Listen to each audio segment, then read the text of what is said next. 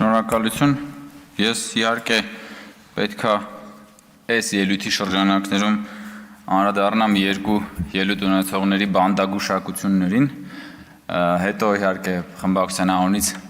գուցե կխոսեմ արդեն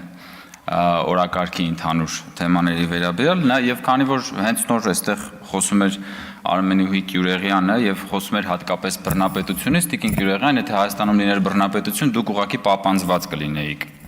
Եվ դուք չէիք կարող այս ամբիոնից գալ եւ այդպիսի բաներ խոսել։ Դա ուղղակի աքսիոմատիկ ճշմարտություն է։ Որևէ երկրում, որտեղ կա բռնապետություն, որևէ մեկը չի կարող գալ եւ երկրի ղեկավարի նրա ընտանիքի անդամների մասին ճամարտակել այն ամեն ինչը, ինչ որ դուք նոր այստեղից արեցիք։ Դա մեկ։ Երկրորդը, որ բան եք անում, ծաղրում եք էլի խաչակրած արշավանք եք իրականացնում, կրթվել է նորաձև է շարժման նկատմամբ, ես ուզում եմ ասել, որ ոչ կրթվելը, ոչ նորաձևությունը ձեզ չի սպառնում, դուք հանգիստ եք։ Դուք Ժիգուլի եք եւ մնալու եք Ժիգուլի, սկզբանե կատարյալ ձեր բնորոշումը ես տվել եմ։ Ես իրեն անձնապես չեմ վիրավորում, ես ձեր մտածողությունն եմ ներկայացնում, պարոն Բա չէիք լսում պարոն Մինասյան, չէիք լսում Գյուրեղյանի ելույթը, չէիք լսում Գյուրեղյանի ելույթը միջև հիմա, չէիք լսում, բա չէիք լսում, Գյուրեղյանին, պահանջեիք պարոն Արշակյանից, որ Տիկին Գյուրեղյանին բան անի, ասի մի վիրավորեք, բա խի չասեցիք, ոնց ասի ինչ ասեք, բա գնա լսի, լավ էլի պարոն Մինասյան, խնդրում եմ էլի եկեք, կգաք ելույթ կունենաք կարտահայտվեք։ Պարոն Մինասյան, տեղից Հիմա ես էլի եմ ասում, ձեզ չի սպառնում ոչ կրթությունը, ոչ նորաձևությունը, որովհետև դուք ի սկզբանե կատարյալ Ժիգուլի եք, դրա նկարագրությունը տվել եմ։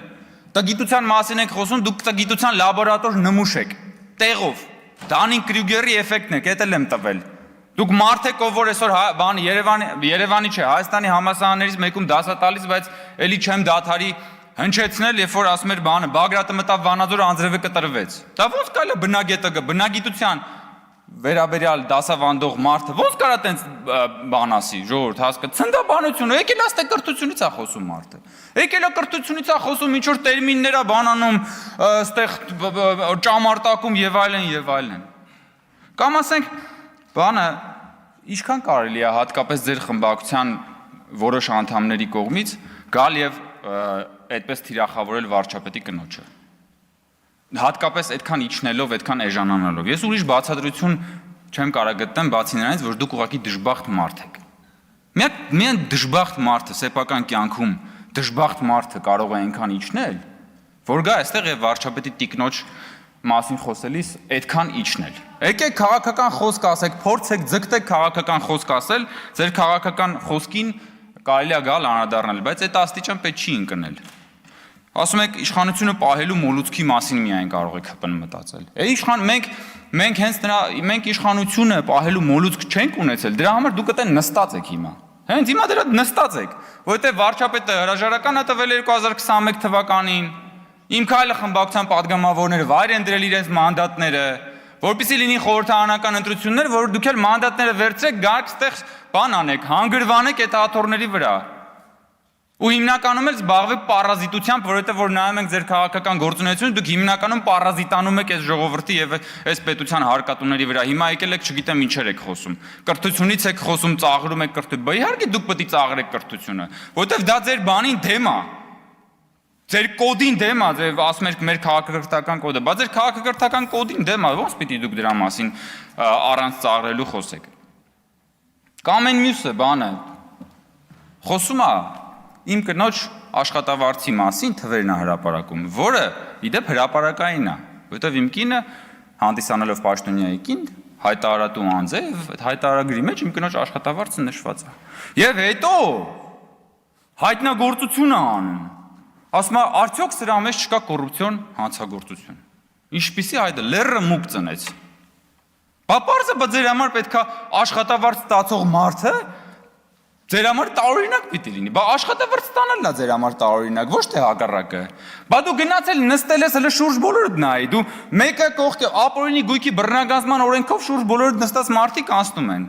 Մի կողմ նայես մեկը մանկապարտեզ է սեփականաշնորհել, այն մյուս կողմ նայես մեկը բանա հերը բանա հողերա սեփականաշնորհել մամուլում տեղ գտած բանով գերեզմանների տարածքա սեփականաշնորհել։ Այն մյուս կողմ նայես բաներ են արել, ամենա ինչ կա չկա բան են արել, մսխել են պետության, բայց բա քո համար պարզ է, բա աշխատավարձ ստացող նորմալ օրինապահ քաղաքացին պետքա պրոբլեմ լինի։ Բա ինչի մասին է խոսքը։ Եկել աստեղ բան է անում, տոհմիկ կաշառակերների շուրջ բանով շրջապատված մեկը, եկել է խոսում է բանից, կոռուպցիոն ռիսկի մասից, մարդկանց մասին, ովքեր որ ուրեմն իրենց օրինական աշխատավարձով ապրում են։ Կամ այդ որ Թագուհի Թովմասյան մամուլում տեղ գտած հրապարակումների համաձայն դուք եւ նաեւ կարծեմ կոռուպցիայի կանխարգելման հանձնաժողովում էլ դա հրապարակված է։ 3 հատ տուն ունեք Երևանում։ Դուք որպես լրագրող ո՞նց եք Երևան քաղաքում 3 հատ տուն բան արել, ձեռք բերել։ Հա՞։ Մատ կգաք մի օր այդպես բան ունեք, ելույթ ունենաք եւ հարցեր տակ նաեւ համապատասխան կառույցների ղեկավարներին դրա մասին։ Դուք 2018 թվականից ոնց որ թե падգամավոր եք եւ չէիք հասցնի 3 հատ տուն առնել ըստ մամուլում տեղ գտած հրապարակումների։ Դուք լրագրող եք աշխատել այն ժամանակ, երբ որ լրագրության եւ քաղաքական ոլորտում հորի բարքեր էին տիրում։ Բայց այդ հորի բարքերի ժամանակ ձեր հատկապես որ լրագրողական ծառայության համար են ինչ վարձատրություն են տվել, որ դուք ըստ մամուլի 3 հատ տուն ունեք Երևան քաղաքում։ Ես իմ գործընկերոջ հետ ազգային ժողովի սրճարանում նստած ենք, ընդմիջման ժամ էր կամ աշխատանքային օրվա ընթացքում էր մի խոսքով եւ գրել է Հայկ Կոնջորյանը թզբեհ է քաշում սրճարանում նստած, համրիչ հայերենով։ Եվ տեսեք ինչ որ բան, սկանդալային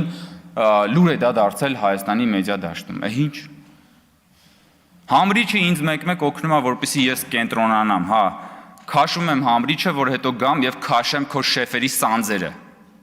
Եվ անընդհատ քաշելու եմ շեֆերի սանձերը։ Ու ամեն անգամ այդ սանձերը քաշելուց հետո գալու եք եւ այդտեղ ճամարտակեք տարատեսակ բաների համար, որովհետեւ հասկանալի է, որ ձեր շեֆերը ամեն ելույթից իմ եւ իմ գործընկերների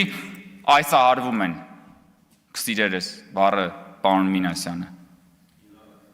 Դիվահարվել է, այսահարվել է,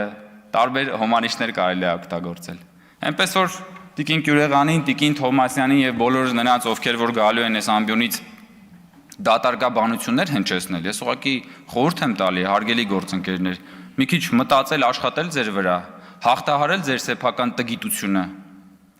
եւ դադարել լինել ի սկզբանե կատարյալ Ժիգուլի։ Էդվարդ Աղաջանյանն եմ հրավիրում ամբիոնի մոտ եւ